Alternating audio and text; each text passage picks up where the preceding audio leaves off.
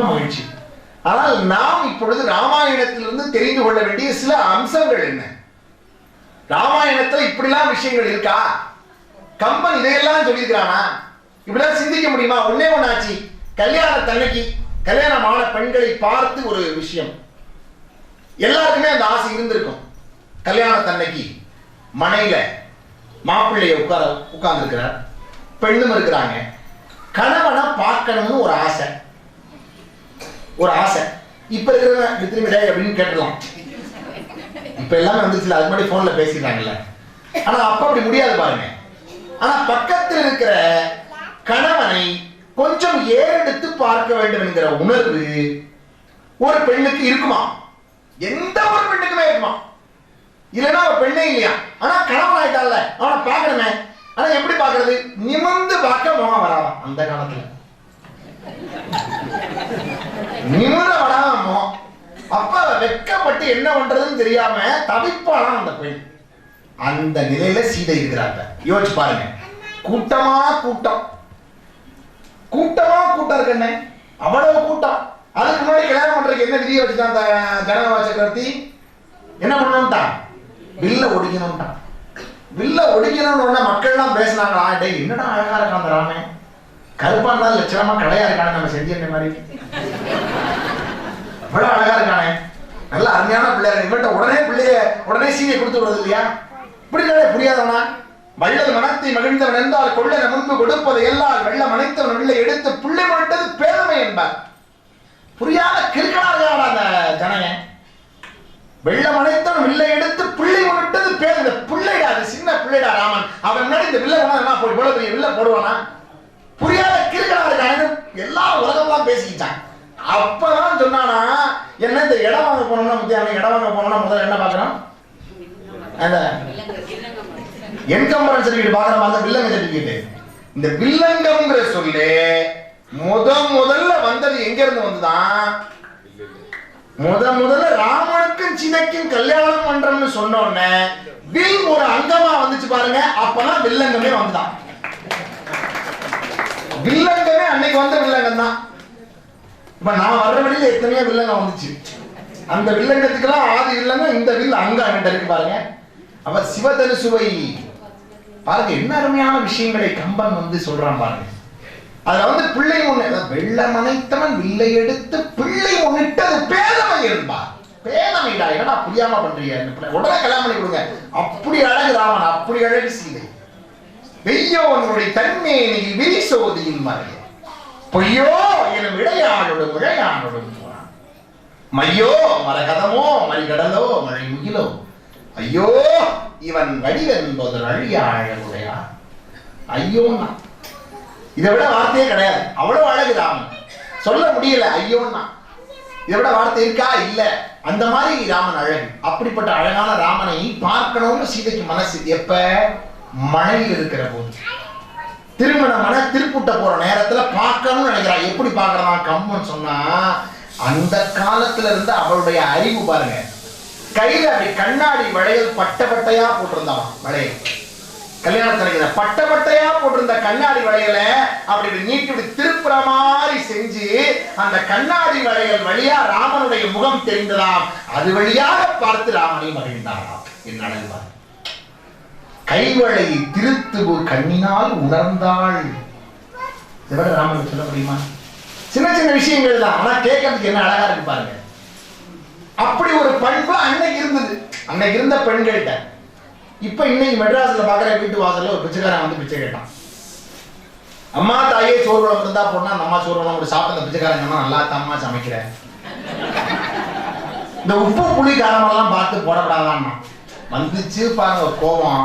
நம்ம ஏண்டா எடுக்கிறது பிச்சை, ருசிலாம் கேட்குதோ உனக்கு எடுக்கிறது பிச்சை ருசிலாம் கேட்குதோ? இந்த மாதிரி ஈஸி சார்ல தான் என் புருஷன் 20 வருஷமா பேசாம இருக்காரு. இதுவரை ஒரு வார்த்தை என் சாப்பாடை பத்தி குறை சொன்னதில்லை. நீங்க என்ன என் சாப்பாடை பத்தி எல்லாம் சொல்றீங்க? ஓகே, அதுக்கு அவன் பிச்சைக்காரங்க நான் ஒன்றும் கேட்கலாமா? உன் புருஷன் 10 நாளா 10 ரூபா கொடுத்து கேளுங்க உயிரை வாங்குறான். அவன் கேட்க முடியாத லட்சணத்துக்கு தான் நான் கேட்டேன்னா அவன். ஆனா என்ன மகிழ்ச்சினா, இது ரொம்ப சந்தோஷம். இதுல என்ன பெண்கள்லாம் பாருங்க, என்னன்னா நாங்களும் தான், அதாவது இந்த ஊர்ல இருக்கிற சமைக்கிறவங்களை பத்தி நான் யாரையுமே சொல்லலை. நான் சொன்னது கூட மெட்ராஸ்ல எல்லாமே இந்த ஊர்ல சமைக்கிறவளை பத்தி சொல்ல, இதெல்லாம் செட்டிநாடு. செட்டிநாட்டுல எப்படி சமைப்பாங்கன்னு எனக்கு தெரியும். அதான் அண்ணன் ஆரம்பத்திலே சும்மா உடம்புன்னு சொல்லிட்டா பார்த்தீங்களா. அதுக்கு இன்னொரு பேர் இருக்கு, வெறுங்குழம்பு, இளங்குழம்பு, வெந்தய குழம்பு, தண்ணி குழம்பு, மொட்டை குழம்பு, இப்படிலாம் சொல்லக்கூடாதுன்னு லட்சுமி குழம்பு.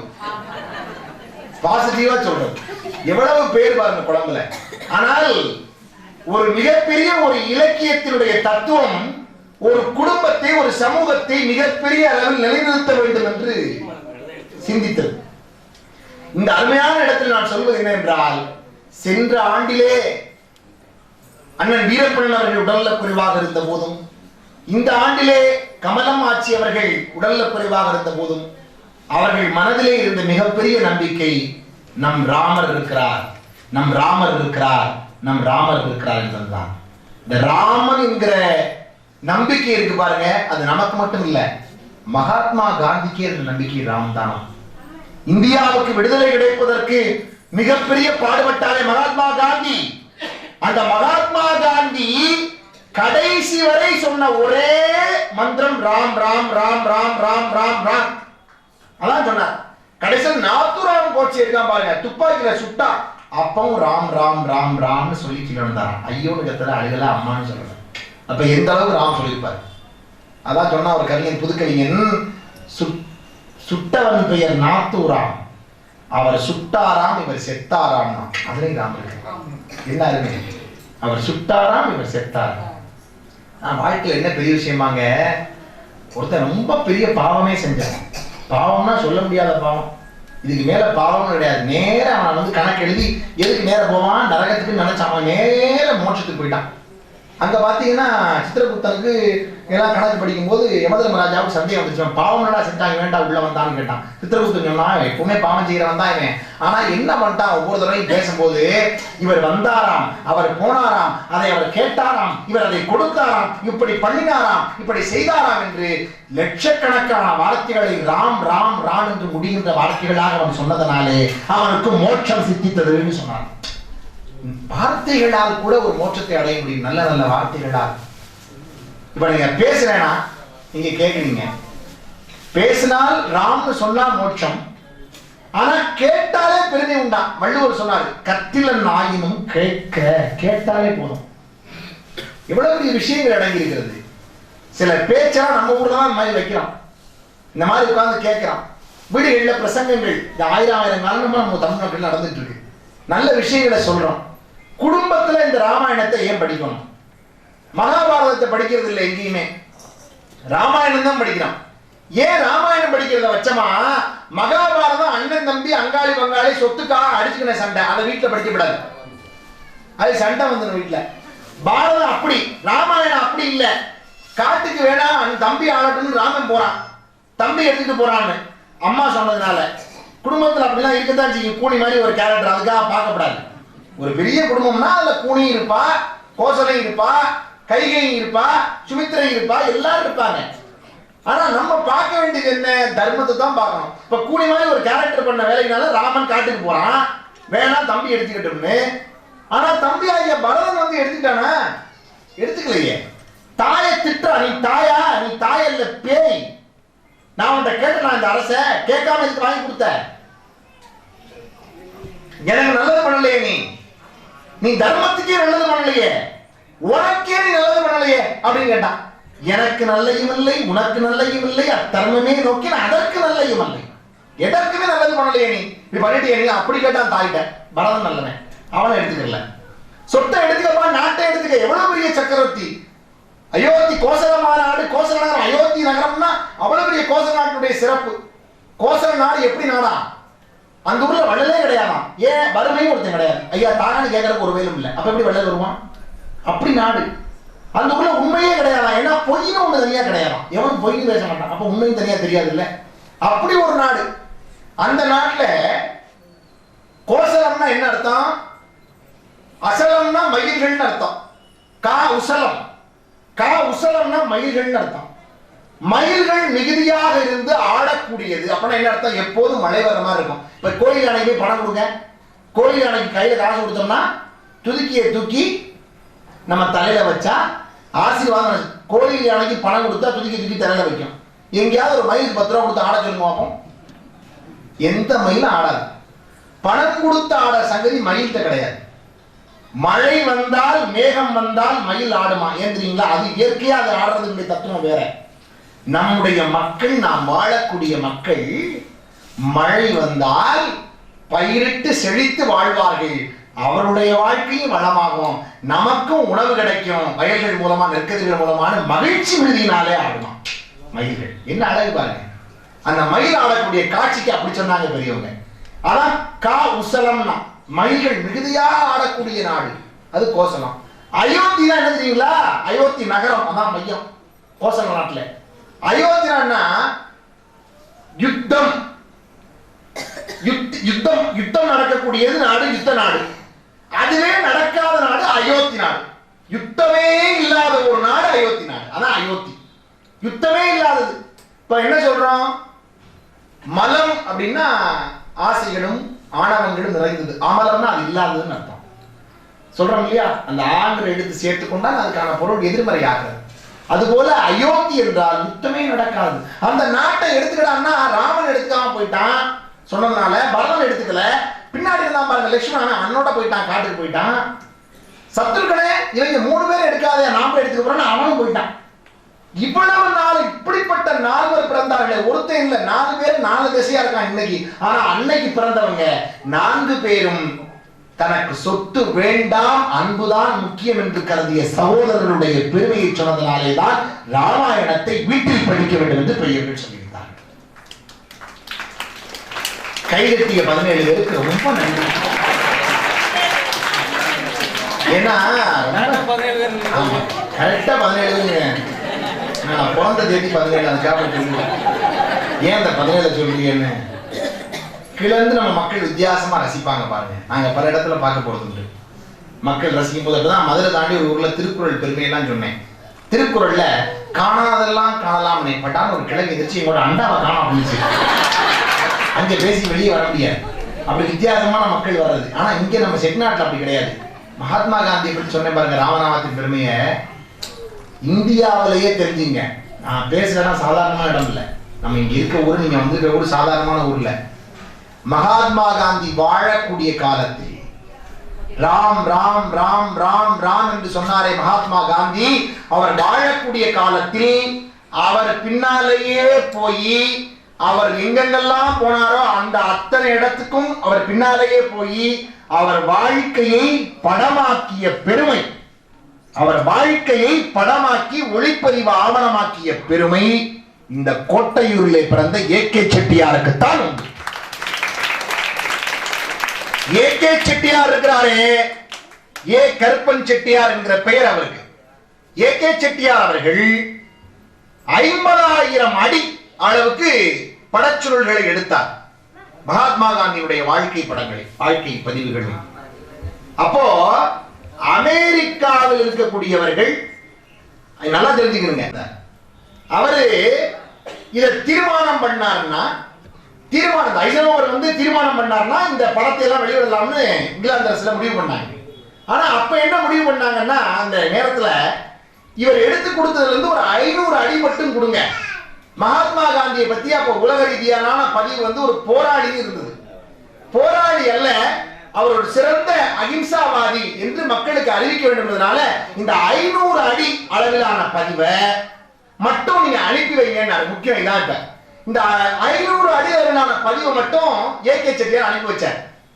மீதம் 49,500 அடி இந்திய அரசாங்கத்தில் ஒப்படைச்சான். இந்த 500 அடிய அங்க அவன் பத்திரமா வச்சிருந்து இப்ப வெளியிட்டு இருக்கான். நம்ம 49,500 அடி எங்கே ஓட்டணும் எங்களால கண்டுபிடிக்க முடியாது. இத சாரு நிவேதிதாங்கிறவர் தன்னுடைய நாவலில் எழுதியிருக்காரு, பதிவு செய்திருக்கிறார். நான் அவர் புத்தகத்தில் படிச்சுதான் நான் தெரிஞ்சுக்கிட்டேன். யோசனை பண்ணி பாருங்க. கோட்டையூர் ஏ.கே. செட்டியார் அவர்கள் மகாத்மா காந்தியினுடைய வாழ்க்கை பதிவை அவ்வளவு செய்திருக்கிறார்னா இந்த மண்ணுக்கு எவ்வளவு பெரிய பெருமை இருக்கிறது. அவ்வளவு பெரிய வரலாற்று சிறப்புமிக்க இந்த மண்ணிலே ஒரு வரலாற்று சிறப்புமிக்க நிகழ்வாக ஒரு வரலாற்று நாயகனாகிய ராமனுக்கு நிகழ்ந்து கொண்டிருக்கிறது என்று சொன்னால் நான் பல முறை சொல்வேன். எல்லா வழிகளிலும் ராமாயணம் இந்த மக்களுக்கு சொல்லக்கூடிய செய்தி என்ன என்று சொன்னால், நாம் செய்கின்ற அறம் வெல்லும், பாவம் தோற்கும். இதுதான் அறம் தர்மம் வெல்லும், எப்படியும் வென்றோம் நாம போற பாதை. இப்ப இதெல்லாம் முற்பிறவில நம்ம செய்த விஷயங்கள் பிறப்பிறவில நடக்குதுங்கிறது தான் பல விஷயங்கள் உண்டுங்க. இதான் ராமாயணம் சொல்லுது. யார் யாரெல்லாம் எப்படி எப்படிலாம் பிறந்தாங்க. இந்திரன் வாலியா பிறக்கிறான், பெருமாள் ராமனா பிறக்கிறாரு, வாயு ருத்ராம்சமாகிய சிவனுடைய அம்சம் பெற்று அனுமனா பிறக்கிறாரு, சங்கு சத்ருகனா பிறக்கிறாரு, சக்கரம் பலனா பிறக்கிறாரு. இதெல்லாம் எப்படி ரொம்ப அருமையான விஷயம் உண்டு. ராமபிரான் பெருமாள் என்ன பண்ணாராம், ஒரு முறை ரொம்ப வேகமா எல்லா வேலையும் பார்த்துட்டு போய் பார்க்கடல போய் பெருமாள் போய் இப்படி அசந்தாப்புல போய் படுத்தாராம். நம்மலாம் சட்டையை மாட்டுற மாதிரி இந்த சங்கு சக்கரத்தை ஹேங்கர்ல மாட்டினவர் மறந்த வாக்கில் காலில் பாதுகையோட போய் படுத்துட்டாராம். இந்த பாதுகையோட படுத்தோன்னே இந்த சங்கு சக்கரம் பேசிச்சான், பாதுகையை பார்த்தியே பாதுகையே நீ இங்க வரலாமா, இது பார்க்கடல், இங்க நுழையலாமா, நீ ஆதிசேஷன் மேல படுக்கலாமா, ஆதிசேஷன் தான் லட்சுமணா பிறந்தான், மேல வந்து ஏறலாமா, நீ பாதுகை நீ வெளியே இருக்கணும், செருப்பு நீ உள்ள வெளியே போகும் கோமா, பெருமாள் எடுத்து போட்டு போனா தானே அது போகும், அது நடக்க முடியாது அதால. ஆனா அந்த பாதுகை அழுகுது கண்ணீர் விட்டு. பெருமாள் எந்திரிச்சார் காலையில, எந்திரிச்சு செருப்பை மாட்டினா அந்த பாதுகையை மாட்டினா நனைஞ்சிருக்கு. பாதுகையை பார்த்து ராமரை பெருமாள் கேட்டாராம், ஏன் பாதுகையை அழுதுருக்க?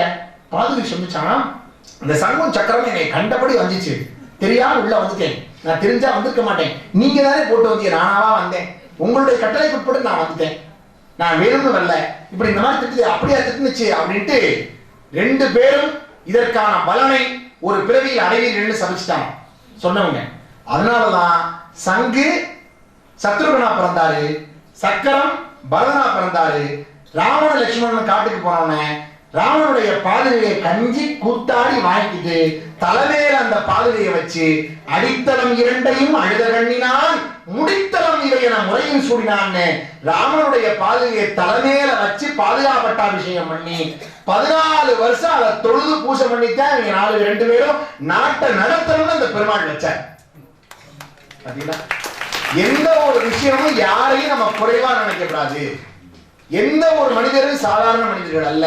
இதைத்தான் பன்னெடுங்காலத்துக்கு முன்பு தமிழ் சொன்னா, யாரும் ஊரே யாவரும் கேள்வி தீரும் நன்று பிறந்தரவாரா இனிதர மகிழ்ந்தென்று நிறைவே முடிந்து இன்னாதென்ற இறைவனோடு தான் பானம் தண்டுடி தனையானாது கல்குருதிரங்கு மல்லல் பெரியாற்று மானம் மல்லல் பெரியார் நீர்வழிப்படுவோம் படைபோர் ஆறுவீர் முறைவழிப்படுவோம் என்று திரவோர் காட்சி தெளிந்தனமாக ஆட்சியின் பெரியோரை வியத்தலும் இளமே, சிறியோரை இகழ்தல் அதனும் இளமே.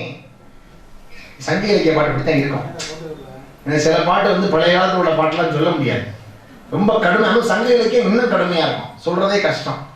2000 ஆண்டுகளுக்கு முன்பு நம்முடைய இந்த ராமபிரானுக்கு நாம் இதை கும்பிடுகிறோம் என்று சொன்னால், ராமன் சொல்லிருக்கிற செய்தி அவ்வளவு அற்புதமான செய்தி. ஒவ்வொரு இடத்துலையுமே தாடகை விதத்துல ஒரு அருமையான பாட்டு ஒன்று வரும். கம்பராமாயணம் தெரிந்த பெருமக்களில் நிறைய பேர் இருக்கிறார்கள். தாடகை விதத்துல ஒரு பாட்டு ஒன்று வரும். ராமன் அம்பு விடுவதற்கு முன்பு பக்கத்தில் விஸ்வாமித்திரன் நிற்கிறார். விஸ்வாமித்திரரை பார்த்து அப்படியே தயங்கினான் ராமன். முதல் அம்பு தான் கம்பராமாயணத்திலே ராமன் விட போகிற முதல் அம்பு, ராமனுடைய அம்பராத்துறையில் இருந்து கிளம்பிய முதல் அம்பு, வசிஷ்டனுடைய குருகுலத்திலே படித்து விட்டவன் வெளியே போய் புரட்சிக்காக அவன் கிளம்பி அந்த துறவியிடத்திலே போய் அவனோடு சேர்ந்து இந்த யாக வெள்ளியை காப்பதற்காக சென்ற ராமன் விட்ட முதல் அம்பு தாடகை வரும். தாடகை என்கின்ற பெண் மீது நாம் விடுவதா என்று அச்சப்பட்டான். ஒரு பெண்ணை போய் நம்ம கொள்ளலாமா, ஒரு பெண்ணை போய் நம்ம கொள்ளலாமா அப்படின்னு ஒரு ஏங்கனா. அப்பதான் அவன் சொன்னான், ஒரு பெண் அல்ல, அரக்க குலத்தின் ஆணி வீரரா, இவனை முதல்ல கொள்ளு. ஏன் தெரியுமா? அதுக்கு என்ன ஆதாரம்? எப்போ ஒரு பெண்ல இருந்துதான் தீமை துவங்குது, அதை தான் முதல்ல முடிக்கிறான். எந்த ஒரு தீமையுமே பண்ணல. நீங்க இந்த புலனாய்வுத்துறை அதிகாரிகள் அந்த காலத்துல எங்க வழக்கறிஞர் பணியில பார்க்கும்போது ஒரு கைடு ஒன்று வச்சிருப்பாங்க புலனாய்வு அதிகாரிகள். அந்த கைடுல எந்த ஒரு குற்றமும் புலனாய்வு அதிகாரி முதல் பேஜே முதல் வரி இப்படித்தான் ஆரம்பிக்கும். எந்த ஒரு குற்றமும் ஒரு பெண்ணில் இருந்துதான் துவங்குகிறது. அந்த பெண்ணை நீ கண்டுபிடித்து விட்டால் அந்த குற்றவாளியை நீ கண்டுபிடித்து விடலாம் என்று அந்த காலத்துல. ஏன்னா அந்த குற்றங்களுக்கு ஒரு பெண் காரணமாவோ இல்ல அது மூலமாவோ இல்ல அதை சார்ந்தோ தான் அமைஞ்சிருக்கும்னு அந்த காலத்து புலனாய்வு அதிகாரிகளுக்கு ஒரு கொடுக்கப்பட்ட ஒரு விதிமுறை. இப்ப அப்படி கிடையாது, இப்ப மாத்திட்டாங்க. எந்த ஒரு குற்றத்திற்கும் ஒரு செல்போன் தான் காரணமாக ஏன்னா அது எல்லாத்தையும் சுத்தி பிடிச்சிடலாம் பாருங்க. அன்னைக்கு மெட்ராஸ்ல பார்க்க, ஹலோ எனக்கு மாப்பிள்ள கேட்கல 14ஆம் மாடிக்கு போயிட்டான். 16ஆம் மாடி கேட்கல கீழே பின்னாடியே பையன் ஒண்ணா, உனக்கு கேட்கவே கேட்காது, நீ கொண்டு போனது டிவி ரிமோட்னா. இந்த விஞ்ஞான வளர்ச்சி வந்ததுக்கு அப்புறம் பாருங்க சில பேர் இந்த செல்போனு, இந்த வாகனங்கள்ல செல்போன் பேசிட்டு போறாங்க பாருங்க சில பேர். ஹலோ இந்த இப்பவே அடிக்குது, நான் சொல்லிக்கிட்டே ஒரு செல்போன் அடிக்க ஆரம்பிச்சு.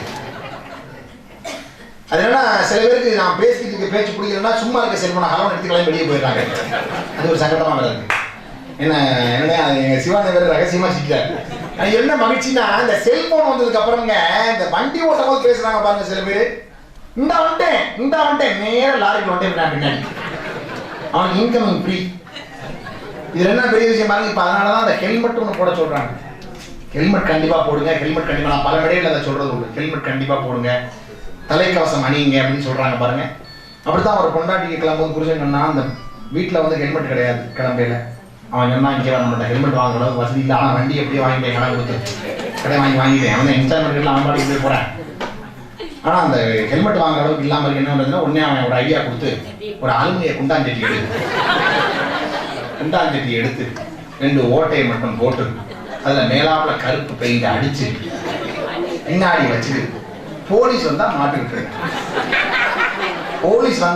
பின்னாடி வச்சுக்க உட்காந்துக்க கரெக்டா வண்டி எடுத்து ஒரு 5 கிலோமீட்டர் போனா பாருங்க, இந்த ஹைவேஸ் ரோட்ல ஒண்ணா போலீஸ் நிப்பாட்டிட்டு இருக்கு. இங்கே பார்த்து போலீஸை பின்னாடி பார்த்து கொண்டாடி பார்த்து போலீஸ் வந்துச்சு மாட்டி விடுன்னு நான் பாருங்க, மாட்டல நேர வண்டியை விட்டா வண்டியே போலீஸ் நிப்பாட்டிட்டாரு. ஏன்டா ஹெல்மெட் போடல, ஏடா 500 ரூபாய், என்ன 500 ரூபாய் ஃபைன்.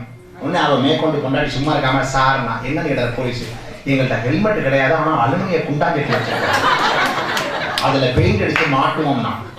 இது ஐடியா கொடுத்தது என் புருஷன். ஓ அப்படியா, இன்னொரு 1500 ரூபாய் சேர்த்து ஃபைன், 2000 ரூபாய் ஃபைன் போடு. 2000 ரூபாய் ஃபைன் போட்டா 2000 ரூபாய் தண்டம் கட்டு. ஒண்ணுமே பேசல, கொண்டாடிட்டேன். ஒரு 10 நிமிஷம் கழிச்சு தாண்டி வந்தோன்னா ஓரமா வண்டியை நிப்பாட்டி ஓங்கி அறவிட்டு எல்லாம் ஒரு மனைவியா போலீஸ் வந்தா மாட்டி விடணும். என்ன பண்ணிட்டு இருக்க, போலீஸ் வந்தா மாட்டி விடுல, அதனால மாட்டி விட்டேன்ல, நான் தான் மழையா மாட்டி விட்டனா இல்லையா, மாட்டி விட்டனா விடலையா, இவன் மாட்டி விட சொன்னது அத, இவன் மாட்டி விட சொன்னது இத, இப்படி குடும்பங்கள் இருக்கு. ஆனா அன்னைக்கு குடும்பம் எப்படி இருந்துச்சா, கோசலை இருக்காளே, கோசலை ராமனை வந்து கூப்பிடும் போது எப்படியா, இப்பெல்லாம் தாய்மார்கள் வீட்டுல வந்து முதல்ல பிள்ளைய சாப்பிட கூப்பிட்டு எப்படி கூப்பிடுவீங்க, டே கண்ணா சாப்பிடவாடா, ஒரு 5 நிமிஷம் வரமாட்டான் விளையாண்டுட்டு இருப்பான், டே ராஜா சாப்பிடவாடா, அவ்வளவு ஒரு பெண் தானே. 3வது தடவை சாப்பிட வரையா இல்லையா, வரமாட்டான் அந்த பையன். 4வது தடவை ரொம்ப வந்துடும், சனினே சாப்பிட வரையா இல்லையா, இந்த வந்துட்டேன் வருவாங்க. ஏன்னா அவனுக்கு தெரியும் இன்னொரு சனியன் வீட்டுல கிடையாது, நம்ம தான் கன்ஃபார்மா உள்ள ஆளு ஒரு முடிவு பண்ணி நேர உள்ள வந்து சாப்பிட்டு அவன் போயிடுவான். எந்த ஒரு பெண்ணா இருந்தாலும் 3 முறை தான் பிழை இருப்பாளாம், 4வது தடவை கோவம் வந்துருமா. ஆனா கோசலை அப்படி இல்லையாங்க, 10 முறை கூப்பிடுவாளாம் ராமனை, ராமா சாப்பிடுப்பா, ராமா ராமா சாப்பிடுப்பா, ராமா ராமா ராமா. பெரியவங்க கேட்டாங்களா, ஏன் கோசலை 10 தடவை கூப்பிடுறா, அப்படியா எனக்கு புண்ணியம் வராதான்னு கூப்பிட்டாங்க. என் மகனை கூப்பிட்டா எனக்கு புண்ணியம் வராதா, என் மகனை கூப்பிட்டா எனக்கு புண்ணியம் வராதா. ராமனுடைய புகழை, ராமனை பெற்றெடுத்த வயிற்றிலிருந்து வந்த கோசலையே ராமனை ராமா ராமா ராமான்னு 10 முறை கூப்பிட்டு அவனை உண்டு ஊட்டி வளர்த்தான்னு சொன்னா, பெற்றெடுத்த வயிறே புண்ணியம் பெற்றுக் கொண்டது ராமனுடைய பிறப்பால். அதான் நன்மையும் செல்வம். முதல்ல படிச்சேன் பாருங்க, அந்த ராமன்னு சொன்னா என்ன கிடைக்குமா, நன்மையும் செல்வமும் நாளுமே நல்குமே, திண்மையும் பாவமும் சிதைந்து தேயுமே, செல்வமும் மரணமும் இன்றி தீருமே, இம்மையே ராம என்ற 2 எழுத்தினார். ரொம்ப மகிழ்ச்சியா இருக்கு. இவ்வளவு ஆர்வமா உட்கார்ந்து இவ்வளவு பேர் ரொம்ப ஆனந்தமா நீங்க கேட்கறது ரொம்ப நல்ல ஒரு விஷயத்தை. ஆனால் கம்பராமாயணத்தினுடைய பல பகுதிகளை பார்க்கிற போது சீதை ஒரே ஒரு வரி சொன்னா, அந்த ஒரு வரிதான் கம்பராமாயணத்துல ரொம்ப ஹைலைட். புருஷன் வந்து வீட்டை விட்டு காட்டுக்கு போறான்ங்கிறது கன்ஃபார்மா தெரியும். இவன் உடனே தசரத மகா சக்கரவர்த்தியை வந்து சாச்சிட்டான், யாரு கைகேயி. அவன் சாஞ்சி கிடக்கான், வீட்டுக்குள்ளே விடல, வெளியே நின்னபடியே ராமன்கிட்ட பேசுறான், ராமன் கேகிட்ட பேசுறான். உடனே இவன் சொல்றா, ஆழேஸ்வர் உலகமெல்லாம் பரதனை ஆள நீ போய் தாடினும் சடைகள் தாங்கி தாங்கரம் தவமேற்கொண்டு பூழிவின் காணம் நல்கி புண்ணிய துறைகளாடி 7 ஆண்டில் வா என்று இயம்பினன் அரசன் அப்படின்னு அரசன் சொன்னான்னு அவன் சொல்லி அனுப்புறான். சரி, அவன் கேட்டு போறான். போயிட்டு சீதையை பார்க்கறான். சீதை வர்றா, நீ வர வேண்டாம், அந்த காடு இருக்கு பாரு, அந்த காடு அது சுடும்னா, நான் வர்றேன்னு அவன் நிக்கிறான். நீ வர வேண்டாம், அந்த காடு இருக்கே அது கடுமையா சுடும், நான் 14 வருஷம் போயிட்டு உடனே வந்துடுவேன், வெளிநாடு போற மாதிரி, போயிட்டு வந்துடுவேன். அந்த காடு சுடும், வேண்டாம், கொதிக்கும், தகிக்கும், குத்தும், வேண்டாம் அப்படின்னா அதுக்கு உடனே அதுக்கு சொன்னா பாருங்க சீதை, நீ பிரிவினும் சுடுமோ பெருங்காடு, உன் பிரிவை விட இந்த காடு சுற்றுமாயா, நீ பக்கத்துல இருந்தா எனக்கு எவ்வளவு பெரிய விஷயம், இதை விட ஒரு இலக்கியம் உண்டா? இளங்கோவடிகள் சொல்லுவார் ரொம்ப அருமையா, எப்படியா கண்ணகி வண்ணச்சீரடி மண்மகள் அறிந்து, அவ வண்ணச்சீரடி அந்த மண்மகள் பார்க்கல, அப்படி வளர்ந்தவ அவ சுத்தி இங்க இருந்து மதுரைக்கு போறான். நம்ம மதுரைக்கு போகும்போது பாருங்க, இந்த இங்க இருந்து 16 ரொம்ப வருஷம் மாதவிட்ட இருந்தவன் கோவலன், ரொம்ப வருஷம் மாதவிட்ட இருந்துட்டு வாழக்கூடிய பருவத்துல எல்லாம் கண்ணகியோட வாழல. கொஞ்ச நாள் கழிச்சு வந்து அவளோட விருப்பம் கசந்து போய் மீண்டும் வந்து கண்ணகி இடத்துல வந்து கேட்டானா, நான் அவன் கூட இத்தனை நாளா இல்லையே, ஏதாவது வருத்தப்பட்டியா கண்ணகினா? அதுக்கு அவ நம்ம பொம்பளையா இருந்தா அந்த என்ன பண்ணிருப்பாங்க, கேட்கிற கேள்வி அது என்ன நினைச்சிட்டு இருக்க அப்படின்னு ஏதாவது அவனை தூக்கி அடிக்க போயிடுவா. ஆனா கண்ணகி அப்படி சொல்லலையா, ரொம்ப அழகா சொன்னாலும் எப்படி தெரியுமா, அதை நாசுக்கா இப்படியும் சொல்லலாம்ங்கிறது கண்ணகி தான் அந்த இலக்கியத்துல, இது மாதிரி சொல்லவே முடியாது. கோவலன் கேட்கிறான், இத்தனை நாளா அவன் கூட நான் இல்ல இல்ல அவனோட தானே இருந்தேன், நீ என்ன நினைச்ச? மற்ற முறை இப்ப சொல்றா பாருங்க ரொம்ப அருமையா, நீ வீட்டுல இல்லாததுனால, நான் கூட கொஞ்சம் குறை சொல்றேன், அவ நீங்க வீட்டுல இல்லாததுனால, நீங்க வீட்டுல இல்லாததுனால என் வீட்டு நம்ம வீட்டு வாசப்படிக்கு ஒரு பிச்சைக்காரன் வந்து பிச்சை கேட்கறது இல்லை. ஏன்னா ஒரு ஆம்பளை இல்லாத வீட்டுல என்ன வருமானம் இருக்குன்னு அவன் நினைச்சு கேட்கறது இல்லை. அடுத்த வீட்டுல கேட்பேன், அங்கே கேட்பேன், இங்க வரமாட்டேன், அது ஒரு கேவலம் எனக்கு ஒண்ணு. ரெண்டாவது, வீட்டுக்கு சொந்தக்காரங்க வர்றது இல்லை, ஒரு பொம்பளை இருக்க வீட்டுக்கு யாரும் போகப்படாதுன்னு ஒரு தத்துவம் இருக்கு, அதனால போறது இல்லை. மூணாவது, ஒரு அந்தணர்களோ இல்ல அறவோர்களோ சேர்ந்து ஒரு கணவன் மனைவியா சேர்ந்து செய்ய வேண்டிய எந்த தர்மங்களையும் நான் செய்ய முடியாம போச்சு. அறவோர் கழித்தலும் அந்தணர் ஓம்பலும் பிறவோர் கெடுதலும் விருந்து எதிர்கொண்டல் விழந்த எண்ணெய்னா இதாண்டா என்னால போச்சு. வாழ்க்கை போச்சு, தாம்பத்தியம் போச்சுன்னு நினைக்கல, தாம் பத்தியமா இருந்தாலும் தாம்பத்தியம் போச்சுன்னு நினைக்கல, செய்ய வேண்டிய அறம் போச்சே, பாவம், நம்ம செய்ய வேண்டிய புண்ணியங்களை இந்த பிறவில செய்ய முடியலையே நினைச்சவ கண்ணகி. அதுதான் நம்ம இலக்கியங்கள் சொல்லி வைத்திருக்கிறது. அப்ப சொல்றா பாருங்க, நீ பிரிவினும் சுடுமோ பெருங்காடு, அப்படி ஒரு பெண் சீதை, கணவன் மீது அன்பு, அப்படி அன்பு செலுத்திய ராமன் காட்டுக்கு முன்னாடி போறதுக்கு முன்னாடி விஸ்வாமித்திர சக்கரவர்த்தியோடு போன போது தாடகைங்கிற பெண்ணை பார்த்து, நீ இவளை கொல்ல வேண்டும் என்ற அரக்க குலத்தின் ஆணியர் பெண்ணிலிருந்து தான் எல்லாமே கிளம்புறாரு தான் சொல்ல இத்தனை பெண்கள் வந்திருக்கீங்க. கோசலை எப்படி வளர்த்தா ஒரு தாயா இருந்தா, சீதை எப்படி அன்பான மனைவியா இருந்தா, ஒரு பெண்ணினுடைய எடுத்துக்காட்டாக இருக்க வேண்டியவர்கள் எப்படி இருந்தார்கள், மனைவியாகவும் தாயாகவும் இருந்தார்கள்.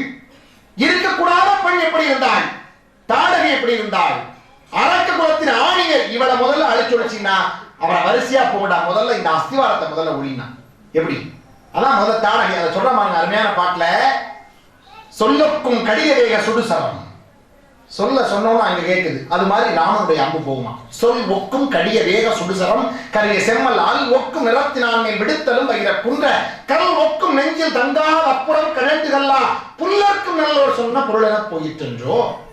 நல்லவங்க வந்து பொல்லாதவங்களுக்கு புரியாதவங்களுக்கு அறிவுரை சொன்னா எப்படி மனசை விட்டு அகன்று போகுமோ, அது மாதிரி தாடகை மீது விட்டு அம்பு சல் சல்னு பாஞ்சான். அவ்வளவு வேகமா அம்பை விட்டு அவளை காலி பண்ணான்னு சொல்லி கம்மன் பாடுவான். அப்படி ஒரு பெண் அங்க, கூனி இப்படி ஒரு பெண் இங்க. இன்னொரு ஒரு பெண்ணை பார்த்தான், அருமையான வேடம் கொண்டு வந்தாள். யார்? பஞ்சியுடைய விஞ்சியுடைய வல்லவமா நிங்க இன்னும் கிழந்து சூர்பனகைன்ட்டாங்க. சூர்பனகை, சூர்பனகைன்னு கமதாசன் அழகா பயன்படுத்துவார். அவகிடக்கா சூர்பனகை, அவன் முகத்தை யாரு பார்த்தா? யாரு? மருமக மாமியார் திட்டுற மாதிரி, மாமியார திட்டுற பாட்டுக்கு சூர்பனகையை பயன்படுத்துவார். அவகிடக்கா சூர்பனகை, அவன் முகத்தை யாரு பார்த்தா? அவங்க முகம் பார்த்து அடி எடுத்து வச்சேனா, ஆம்பளையா முகம் பார்க்க அவங்க முகம் பார்த்து அடி எடுத்து வச்சேனா. 10 விராகம் மனம் கொடுத்தார் எங்கள் ஐயா. எத்தனை பேர் சீதனமாய் விளவு கண்டவங்க? ராமாயணத்திலேயும் ராவனுக்கு சீதம் வந்தா சீதனமா இத்தனையும் சேர்த்து வச்சா கொண்டு வந்தான். மாவு எதிர்ச்சி வச்சு மலமலை அடுக்கி வச்சு ஊருக அத்தனையும் ஒண்ணு விடாம வச்சு நாற்காலி முக்காலி 4 ஏற்றி வச்சு பாயும் தலையணையும் பலவகையா கட்டி வச்சு ஆள் இறங்காத அழகான பிறவும் கண்ணாடி சாமானும் கனத்த வெள்ளி பாத்திரமும் அம்மி குழவி ஆட்டுக்கள் அத்தனையும் கட்டி கொடுத்து கட்டி கொடுத்தாங்க.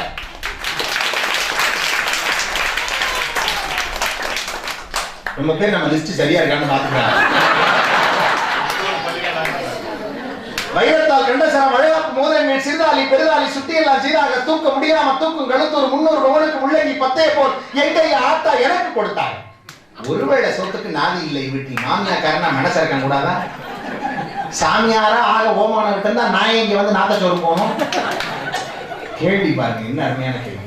அப்படின்னா கல்யாணி ஆட்சியும் தான் கட்டி விட்டா தன்மைகளை ஒரு போட்டு தாலி ஊருக்குள்ள ஆட்சி வம்பு கூப்பிடுறாங்க. கல்யாணி ஆட்சியும் தான் கட்டி விட்டா தன்மைகளை ஒரு போட்டு தாலி ஒருவேளை சாப்பாடு அது மாதிரி இவனை அடைஞ்சிருக்கிற இப்படி சம்பந்தம் பண்ண வந்தா சண்டாடி ஷூட் பண்ணாங்க சொல்லிட்டு சொல்றா பாருங்க ரொம்ப அருமையா. எங்களுக்கு அண்ணன் தம்பி 7 பேர் இருக்காங்க, அவங்களுக்கு அண்ணன் முண்டி அணியணியா வந்தாங்க. எங்களுக்கு அண்ணன் தம்பி 7 பேர் இருக்காங்க, அவங்களுக்கு அண்ணன் முண்டி அணியணியா வந்தாங்க. எங்காத்தா ஒரு வார்த்தை எடுத்துரிஞ்சு பேசலடி. என்ன போல் பொண்ணாக எங்க நடந்தாடி, என்ன போல ஒரு பொண்ணா நினைச்சா. பாவம் வீட்டுக்கு பக்கத்துல நினைக்கிறாங்க. எவ்வளவு ரசிக்கிறாங்க சொன்னோன்ன ரசிக்கணும். கீழே இருந்து டி.என். ராஜரத்னம் பிள்ளைன்னு ஒரு நாதஸ்வரம் எழுதுவாங்க. அவருக்கு பத்மபூஷன் விருது கொடுத்தாங்க.